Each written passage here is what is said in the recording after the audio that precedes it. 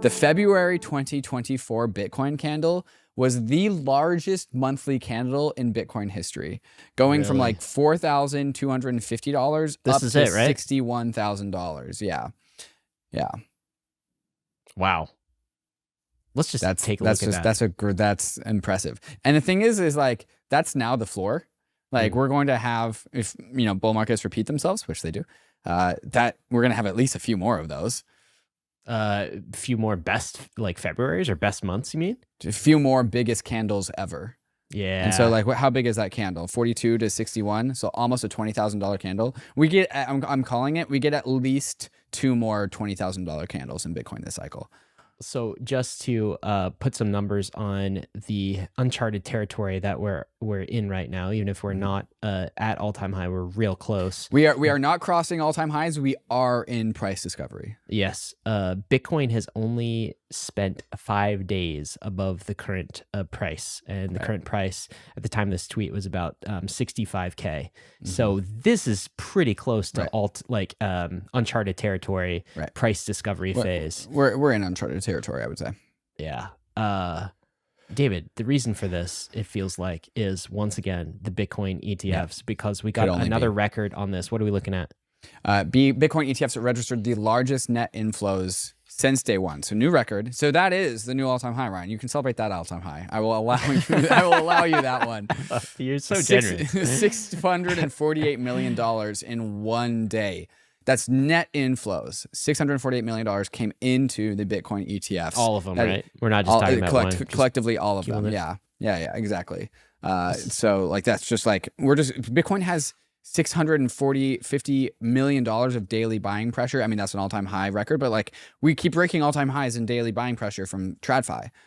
Their all-time high? Tell me.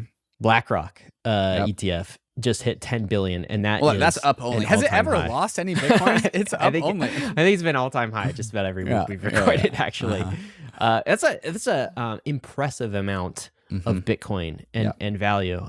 Eric Balchunas says that this is a milestone. He said the 10 Bitcoin ETFs did 10 billion in volume. Now he's talking about volume, smashing previous record set last Wednesday. Volatility and volume go hand in hand with ETFs, so not totally surprised. That said, these are bananas numbers for ETFs under 2 months old. Under 2 months old. It's a newborn. Right. ETFs are new, brand new. So we can talk about another flippening. Usually we talk about ETH flippening Bitcoin, but that's not looking like it's happening anytime soon, not with this kind of price action. But the thing that is probably going to happen, hopefully, if you're a crypto bull, gold being flipped by Bitcoin, the gold ETF, in the lead with $92 billion in the gold ETFs. Where are we at with the Bitcoin ETFs and the total AUM in Bitcoin ETFs? About half that, David. Half that? Yep, half that. So we're at like 40, 45. That's getting close to 50. That is, and all we have to do is double the price of Bitcoin, and then we're above gold. Dude, gold is getting flipped so soon. Not only are we going to double the amount of Bitcoins in the ETFs over this coming year, Bitcoin price is also doubling. Yeah, exactly. It seems like a lot if you're like, oh, we have to get like double the amount of buying. No, you don't. You just have to get a little bit more buying, and then price just needs to go up, and it has been going up. Yeah. I mean, think about it though, like.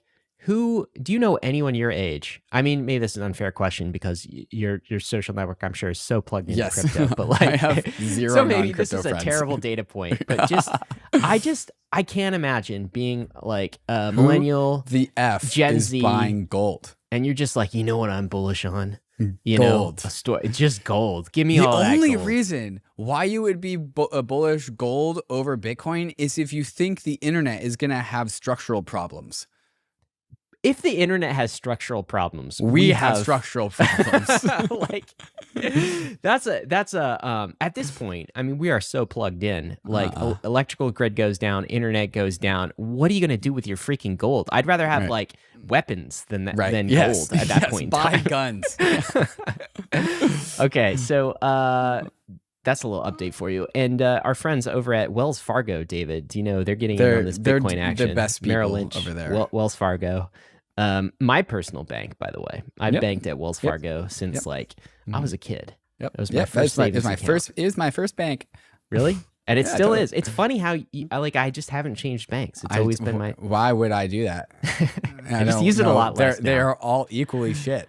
I use it a lot less because I am banking less. Bankless. Yeah. Let's talk about ETH. Enough about Bitcoin. Bitcoin. Wait, did you say why we're talking about Wells Fargo? I think I did. They're approving multiple Bitcoin ETFs. Yes. So yes, Merrill Lynch, Wells Fargo approving multiple Bitcoin ETFs in their wealth management clients. Yeah. Which have trillions of dollars in assets, and these are just some of the many banks that are going to be doing this. Yeah, because banks have wealth managers on staff. Yep. Do you know they'll give you a call and they'll just be like, "Hey, can we help you invest your money? I see you have a lot of money in your savings account or your checking account." And they're like, "Can we help you?" They don't call. ETFs? I don't get those calls.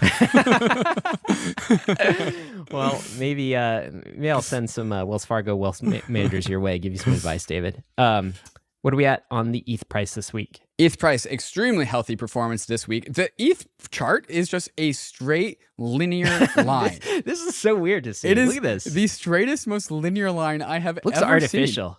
seen. Yeah, it looks This is being oddly manipulated. artificial. Yeah, can you hit the 1 day candles? We're looking at 4-hour candles. It goes back 1 month. Hit 1 day candles. How long is that a line for? That's God. beautiful. It is a line from October. The traders call that the stairway to heaven. That is climbing a wall of worry. That's what that looks like to me. Yeah. Okay. From October until February, we were at 1 degree, 1 y equals mx plus b line degree, and now good algebra. Yeah, you like that one? Yeah. From February, we're on a much more vertical line. Okay. We started the week $3,863. We started the week $3,430, up $420, nice, to $3,863, up 12%. So another double digit. ETH actually gained 4% versus Bitcoin on the week, even when Bitcoin had $100 million of inflows just yesterday. Wow. Okay. Wow. Is this a quote unquote alt season?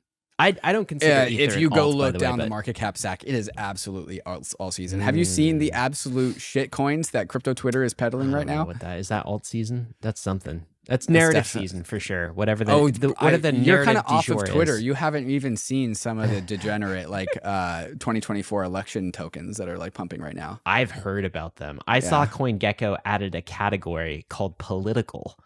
And political meme coins. It's like Trump coin, and there's like 4 or 5 others, and I was that's an area I'm not even touching. I don't even know how to pronounce it. Like the Biden one is like Job Biden or something like this, and like Trump has equally like misspelled and odd and weird. They're on Solana, and Solana's actually having a fantastic price action week this week too. Did you hear? Did you read Travis Kling's tweets? He's just like, the reason for this is a financial nihilism. That's a Dimitri Kofinas take too. 100% is financial nihilism. Meme coins are the most financially nihilist financial assets I can imagine, which is why they have so much product market fit with crypto. The comment is basically because millennials, specifically younger millennials and Gen Z, can't afford houses, and so what do? They just gamble it because it is funny. It is funny, and I will say like this: when you give it's GameStop stuff. When you give the people the power to produce financial assets permissionlessly. Like what's the first thing that we did on the internet? Cat pictures. Now we have dog coins, but now people are like, hey, I can make a meme coin about anything. Jacob from Zora had a really good tweet that I liked, which is, he said, in the future, meme coins will just be memes. They're just memes, but now they just have a chart with them and you can make or lose money on them. Buyer beware is all I got to say, but it is kind of entertaining. Let's put the ETH number in perspective compared to Bitcoin. So last time Bitcoin was trading at this level, so 65K and above, ETH was trading at 4,878. There's a lesson in there, says croissant.eth. Right. What do you think the lesson is? The lesson is that this is just where we are in the market cycle. First Bitcoin pumps, then ETH pumps, and everything else pumps. To continue leveling up your crypto game, then you need to get on the Bankless newsletter. It's the world's most popular crypto email and is completely free. Just click below to sign up.